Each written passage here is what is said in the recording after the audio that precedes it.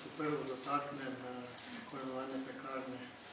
V zadnjem času se v javnosti preko sredstva javnega obveščanja pojavilo kar nekaj špekulacij.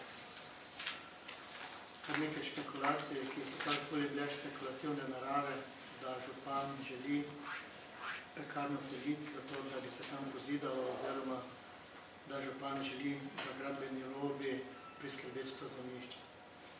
Večjih lažje, spoštovani zbrani, kot je lahko kdorkoli prečital v teh dnevih, še nisem bil deležen.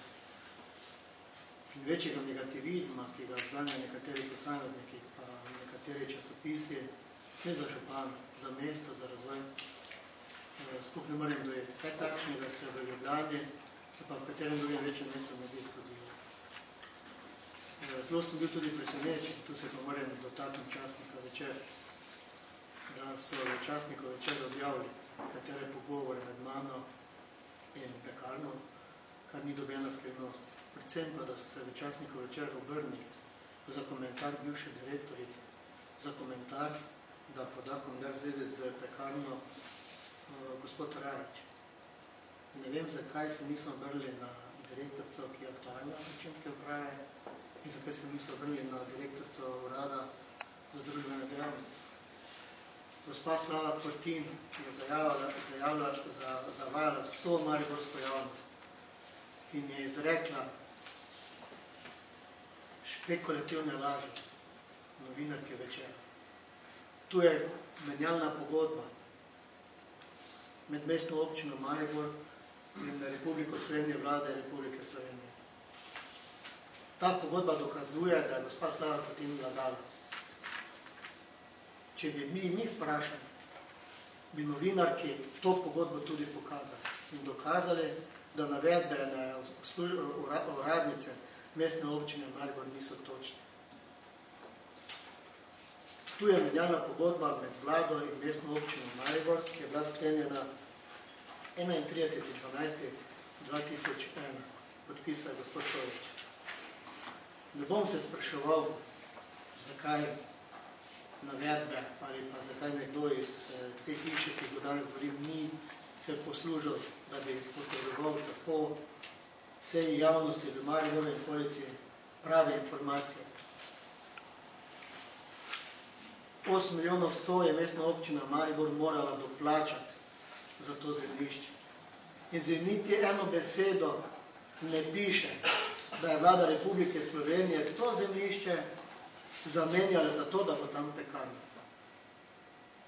Pogodba, mislim, da jo imate na mizi in da jo imate in jo lahko vsi prečitati. Veliko vprašanje si mi pa v meni sebi odpira. In ne more mimo dejstva, da nekateri v tem mestu ne morejo preboleti, da je bil Franc Kangler izvoljen za župana. Takšnega negativizma v moji politični karieri še nisem videl. In smem to komentirati. Čisto osebno, to so moje osebne ugotovitve. In to niso samo moje ugotovitve. To so ugotovitve tudi vseh 3 podžupanov. Vse, kar v tem mestu naredimo, vse, kar v tem mestu postorimo, nekdo želi tako ali drugače prikazovati, kot da smo mi tisti, ki nismo dobili mandata v tem mestu. Če govorimo o stolpnici, smo deležni primera na taj način, da si nekdo privošči pa dela simulacijo. Verjetno še bomo v tem letu na mestnem občini Maribor na mestnem svetu obravnavali prostorske akte v zvezi s stolpnico. Danes sem podpisal en projekt, en dokument. Ko govorimo o Ladici, Ladica bo prišla v Maribor. Nekdo naredi na travi hotel. Ko govorimo o tako pomembnem prostoru in mestnem parku, si nekdo privošči, da v glasbeni paviljon nariše živali, zato ker je ideja župana takšna pač, da si želi, da bi mariborski otroci v potičku za domače živali imeli vsaj približno videti, kaj kura, kaj petelin. In to je sporno. Ne, to ni sporno. In mimo stroke mariborski župan ne dela nič. In ne želi. In direktorju Večera predlaga gospodu Skuhalu, da kolumno, ki jo imajo Florian, kar preimenujejo v Kanglerjev kotiček in kotiček mestne občine Maribor. Pa dajte se sami prepričati, ni dneva, da niso pisali o tem. Kar se tiče, spoštovani zbrani, situacije, ki je prisotno na območju pekarne, vse vas vabim tja, eno večer, pa sami ocenite, je to lik mesta. Zakaj nihče ne zapiše, da je gospod Sovič dal pozidati stanovanjske objekte okrog pekarne? Ne ta aktualni župan. Niti eno besedo, nikjer ni bilo zapisano.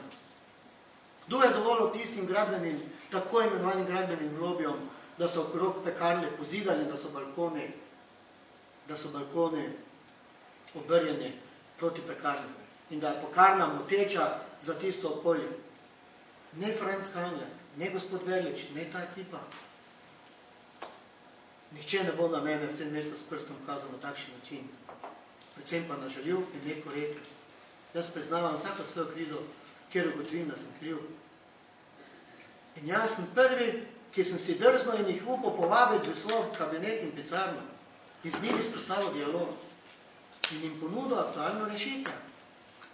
Takšno rešitev, kot ste se danes prepričali glede karantene. Če pa gospodje v pekarni mislijo, da lahko pekarno gradimo, pa jo obnavljamo, pa da bodo oni not delovali, se pa motijo. Ko jih vprašam, kam vas bomo poselili za čas investicije in obnove teh objektov, ne, mi bomo tam, ne morate biti tam. Če bo ograja in gradbišče, na gradbišču ne morajo biti kulturne dejavnosti in aktivnosti. Pa nimajo rešitve. In z njimi, z dialogom želim ta problem rešiti. In župan mariborski ne bo nikogar ven metal, ne s pekarne, kjerkoli druge. Vse pa je zgodila ena stvar. Zaradi polemik v časopisih vam garantiram na tem mestu, da se bojim, da za to lokacijo ne bomo dobili gradbenega dovoljenja za obnovo. Ker se nam bo zgodila popolnoma enaka zgodba, kot se nam je zgodila pri azilu, kjer smo poskušali pridobiti lokacijo azila tako Malečniko in se oprla krajevna skupnost zaradi informacije, ki je prišla v javnost. Predtem smo lahko nekatere informacije posredovali članom krajevne skupnosti. Na aktualni lokaciji poteče postopek na drugi stopnji zaradi stranke v postopkov treh gospodov in gospe, ki so 300-400 metrov oddaljeni stran od azila za živali. In so stranke v postopku in jih moti lajež psov. Kako bom jaz te občane jutri prepričal, da ne bodo stranke v postopku, ker jih moti vrvež in glasnost in kulturne prireditve in druge stvari v pekarni, zato ker so v neposredni bližini bloki. In že prihajajo takšna drugačna sporočila ali pisma na moj naslov. Komu se zdaj ne zahvalijo ustvarjalci in kreatorji kulturne politike v pekarni? Županu, zato ker je to z njimi rešil dialog, ali tistim, ki ne pišejo nekorektno in neresnice. Niti enkrat niti nisem pomislil, da bi to zemljišče bilo zemljišče, ki bi bilo kakorkoli primerno, da bi ga lahko ponudili za zamenjavo, za zemljišče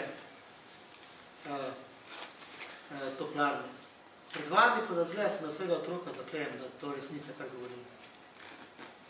In ne bom trpel več takšnih potikam posameznikov v tem mestu, ker imam odprta vrata v mesto za vsakoga. Za vsakoga. In vsak lahko vsako informacijo preveri pri nas. In se trudim, da smo odprt do vseh vas.